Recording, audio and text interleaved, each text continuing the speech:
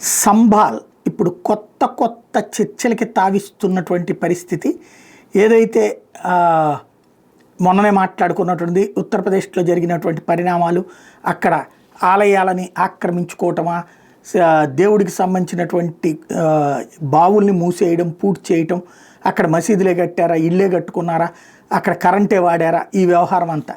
అయితే అసలు అక్కడ ఎంత చక్కగా మార్పు జరిగిపోయింది. హిందువులు భయపడి పారిపోతే ఎలాగ వాళ్ళ వశమైంది అనడానికి సాక్ష్యం 1952 జనాభా లెక్కల ప్రకారం హిందువులు 56%, ముస్లింలు 29%. 2024 లెక్కల ప్రకారం హిందువులు 18%, ముస్లింలు 81%. అంటే హిందువులు ఏ విధంగా కాశ్మీర్ నుంచి అలాగే తరిమివేయబడ్డారు, అట్లాగే కేరళ అట్లాగే మార్చివేయబడింది, బెంగాల్ అట్లాగే మార్చివేయబడింది. మనం చూస్తూ కూర్చున్నాం. భవిష్యత్తులో భారతదేశంలో 30% హిందువులు 50% ముస్లింలు అని వచ్చే రోజు వచ్చినా ఆశ్చర్యపోనక్కర్లేదు.